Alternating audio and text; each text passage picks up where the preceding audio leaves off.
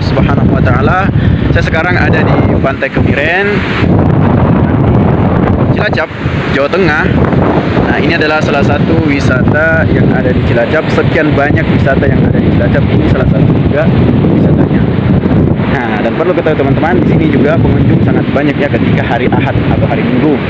Dan sekarang ini terlihat nggak banyak masyarakat ya, nggak banyak orang yang datang karena hari ini hari Senin. Dan tetapi ingat ya, pantai ini tidak seindah pantai yang ada di Kayu Maloa ya, Pantai Koa-Koa ya.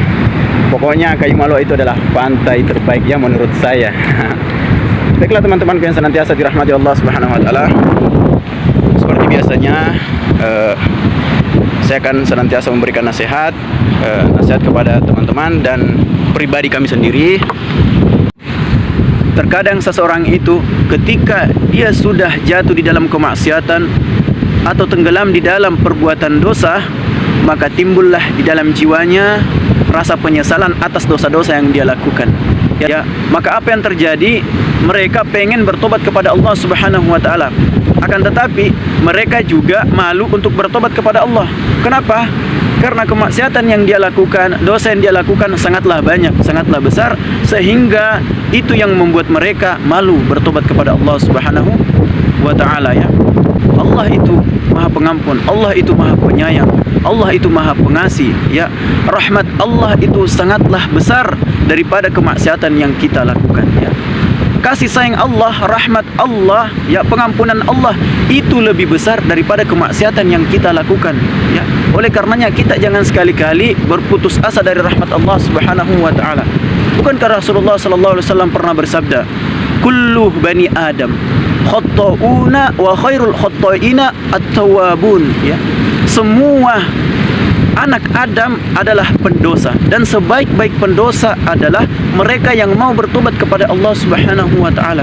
Jadi orang pendosa juga itu dikatakan adalah terbaik apabila dia mau bertobat atau segera bertobat kepada Allah Subhanahu wa taala. Oleh karena teman-teman, ketika kita jatuh di dalam perbuatan dosa, maka segera kita bertobat kepada Allah Subhanahu wa taala. Sebuah ayat yang ada di dalam Al-Qur'an, surat Az-Zumar ayat 53 ya. Allah Subhanahu wa taala berfirman, "Qul ya ibadiyalladzina asrafu ala anfusihim la taqnatu mir rahmatillah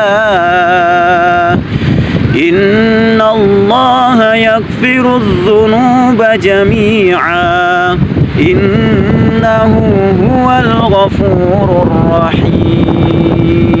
Teman-teman yang dirahmati Allah Subhanahu wa taala, ayat ini adalah salah satu ayat yang paling memberikan harapan bagi manusia dari ayat-ayat yang ada di dalam Al-Qur'an. Kenapa? Karena ayat ini memberikan harapan yang sangat besar bagi orang-orang yang melakukan kemaksiatan, bagi orang-orang yang melakukan dosa besar. Allah mengatakan, "Qul," katakan Muhammad ya. Allah menggunakan kata qul, yakni fi'lul amr ya. Di dalam bahasa Arab kata qul ini adalah kata perintah.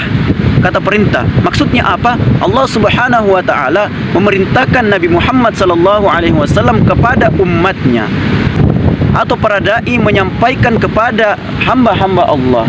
Apa yang disampaikan? Ya ibadi, wahai hamba-hambaku. Hamba yang dimaksud adalah yaitu hamba-hamba yang melakukan kemaksiatan, yang melakukan dosa besar ya. Walaupun begitu, Allah Subhanahu wa taala masih menisbatkan hamba tersebut kepada dirinya. Artinya apa? Meskipun hamba tersebut terjerumus di dalam kemaksiatan, dia juga adalah hamba Allah. Jadi Allah Subhanahu wa taala masih mengakui hamba tersebut sebagai hambanya dengan panggilan yang lembut, ya ibadi, wahai hamba-hambaku. Ya, siapakah hamba yang dimaksud adalah alladzina asrafu ala anfusihim, yaitu orang-orang yang berlebih-lebihan di dalam kemaksiatan. Bukan hanya bermaksiat teman-teman, tetapi bergelimang di dalam kemaksiatan. Nyatakan kepada mereka, kepada hamba-hambaku yang bergelimang di dalam kemaksiatan, la taqnatu mir rahmatillah. Janganlah kalian berputus asa dari rahmat Allah Subhanahu wa taala. Janganlah kalian berputus asa dari kasih sayang Allah Subhanahu wa taala. Karena Allah itu innallaha yaghfirudz dzunuba jami'a. Sesungguhnya Allah mengampuni semua dosa. Ya, Allah mengatakan az-dzunuba, yang berarti semua dosa. Ya, Allah menggunakan lafal umum yang berarti itu adalah semua dosa. Allah mengampuninya, ya, sebesar apapun dosa yang kita lakukan, apapun maksiat yang kita lakukan, apapun modelnya, apapun bentuknya, jenisnya, Allah Subhanahu wa taala akan ampuni. Bahkan Allah lebih menekankan lagi dengan mengatakan jami'a, semuanya, ya. Maksudnya apa? Semuanya dosa yang kita lakukan itu Allah Subhanahu wa taala akan ampuni. Ya.